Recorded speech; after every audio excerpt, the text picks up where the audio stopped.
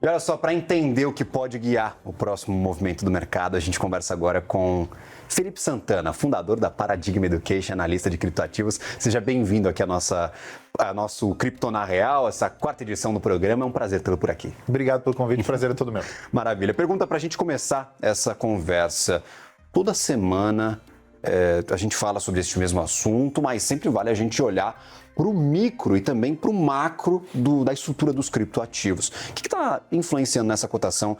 Pelo menos nos últimos dias, a gente viu ali o Bitcoin na casa dos $90 mil e parece que aquela extrema volatilidade das semanas passadas aí, ela deixou um pouquinho de lado esse criptoativo.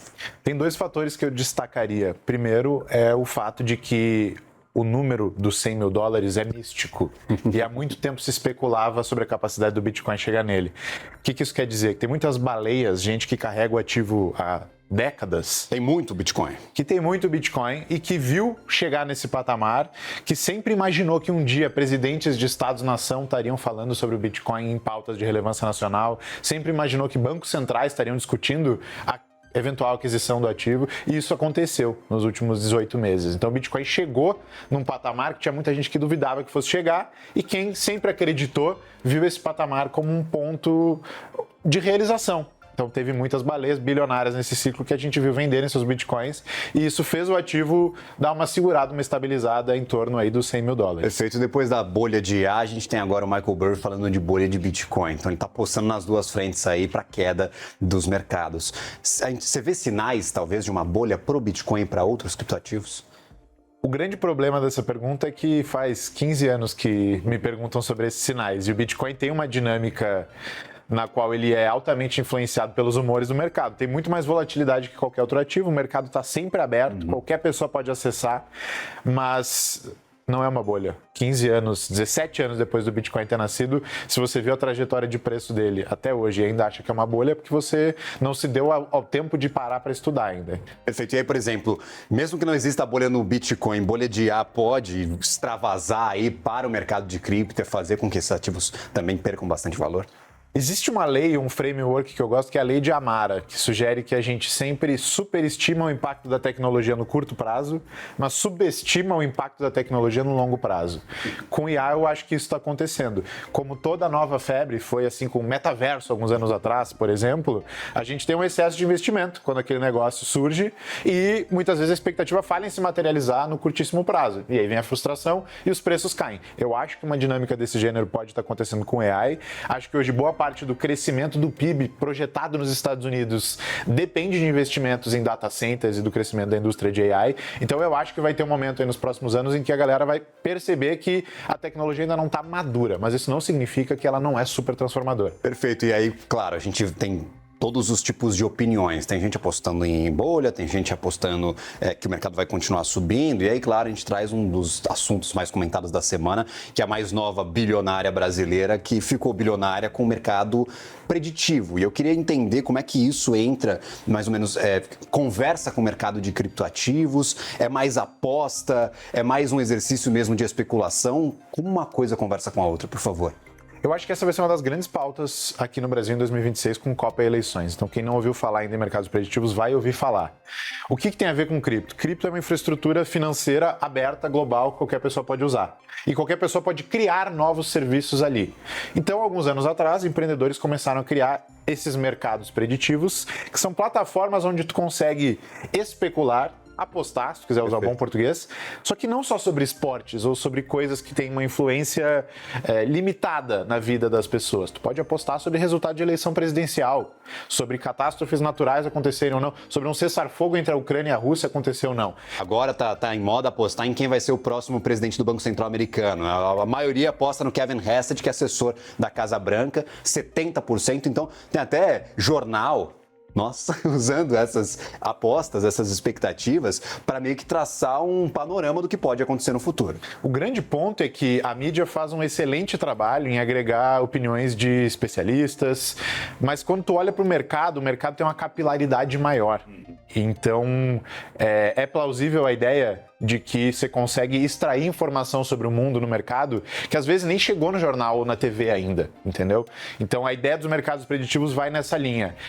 No Brasil, por exemplo, você tem um exemplo clássico no qual pesquisas eleitorais você não pode fazer a qualquer momento e sair divulgando resultado. Tem todo um rito. Por quê? Porque tem gente que tem interesse em controlar o fluxo dessa informação, porque é um tipo de informação valiosíssima, que pode determinar o futuro do país. E agora, com esses mercados, tu vê essa informação brotar, emergir das cabeças e dos bolsos de milhares de especuladores mundo afora de uma maneira que é incontrolável. Então a informação quer ser livre, como diriam alguns dos grandes pensadores da internet, e com esse tipo de tecnologia ela está conseguindo. Perfeito. Então vai ser tema de debate, vai ficar grande esse negócio aqui no Brasil no ano que vem, isso você coloca na cabeça. E aí eu coloco, por exemplo, também perspectivas próximo ano. A gente está chegando no finalzinho de 2025, há muita gente que vê pontos de semelhança do mercado. Então, dezembro normalmente de alta para os criptoativos. Isso existe na tua opinião, essa sazonalidade para cripto, ou isso meio que sumiu depois que os institucionais entraram pesado no mercado? Historicamente, existe uma sazonalidade forte em cripto. Se tu simplificar ela ao extremo, tu consegue até chegar num padrão de 3 anos de alta e 1 ano de baixa. Entendi. Só que segundo esse padrão, esse ano agora, de 2025, terminaria em alta. E o Bitcoin está no 0 a 0. Então, essa pergunta está sendo respondida enquanto nós conversamos. Será que essa sazonalidade vai perdurar? Ou o Bitcoin quebrou esse padrão quadrienal que ele vem seguindo e respeitando já faz 15 anos? Eu ainda não tenho a resposta pronta para te dar. Eu acho que o padrão não morreu, mas que a volatilidade vai ser muito menor daqui para frente. Perfeito, vou aproveitar. A gente está em que ponto desse padrão? Sendo 3 anos de alta e 1 de queda, meio que em que pé que a gente está agora? Se seguisse o padrão, Perfeito. 2026 seria de baixa. Entendi. A gente já teve 3 anos, se esse aqui fechar no positivo, e aí a sazonalidade, bem simplificada como você nos traz, indicaria talvez um 2026 de queda. E olhando para frente também, o que a gente pode identificar talvez como algumas pedras no caminho dos criptoativos ou até alguns impulsionadores aí para trazer mais dinheiro para esse mercado? A gente não imaginava presidentes falando sobre Bitcoin e outros criptoativos. O Bitcoin ele realizou algumas das fantasias mais tresloucadas dos cypherpunks de uma década atrás. E agora tem bancos centrais ativamente começando a comprar o ativo. O Banco Central da República Tcheca já fez isso. Você tem autoridades em Luxemburgo que já adquiriram Bitcoin. Nos Estados Unidos você tem estados que estão começando a entesourar Bitcoin, como o estado do Texas. Então eu acho que os próximos grandes catalisadores são grandes bancos centrais anunciando seus planos de incorporar o ativo nos seus balanços de forma mais ou menos definitiva. A gente teve esse boom do ETF, o boom institucional que a gente pode imaginar a partir de agora são os bancos centrais colocando grana também. Eu acho que sim, eu gosto de dizer que a gente teve uma época em que o Bitcoin era para nerd, gente do submundo da internet, depois virou para os geeks, para a galera que gosta de tecnologia.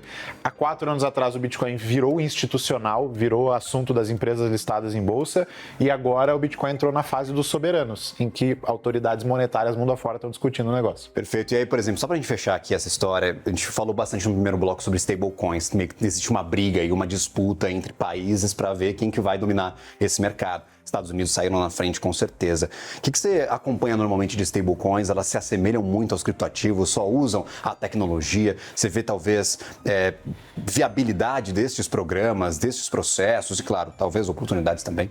Eu acho que todo grande banco que se preze daqui a 10 anos vai ter a sua stablecoin. Não só bancos, fintechs que movimentam muito dinheiro também. Por quê? Porque a stablecoin, tecnologicamente, ela é cripto, mas monetariamente não é cripto. Monetariamente é um espelho do dólar dentro dessa nova infraestrutura. E o governo americano percebeu que, em vez de lutar contra a emissão desses criptodólares, seria muito mais fácil abraçar eles como aliados e falar: sigam essas regras aqui, se vocês quiserem estar dentro da lei, e emitam seus criptodólares e a gente vai distribuir eles pelo mundo inteiro. Porque isso é positivo, porque é mais demanda pelo dólar, mundo afora, ajuda a manter o dólar na posição de privilégio que ele ocupa hoje, e essa demanda por stablecoins gera indiretamente demanda pela dívida americana, já que stablecoins são lastreadas na maioria dos casos, na maioria das vezes, em títulos da dívida americana. Então, juntou-se ali interesses do setor privado e do setor público, e para mim, o que isso significa é que esse setor ainda vai explodir. E deixa, claro, a gente pensar esse mercado ao longo do tempo. Tem perguntas que a gente ainda não tem as respostas. Eu agradeço imensamente pela tua participação aqui, Felipe. Obrigado novamente. Sempre bem-vindo aqui ao Cripto na Real. Obrigado pelo convite. Valeu, até a próxima.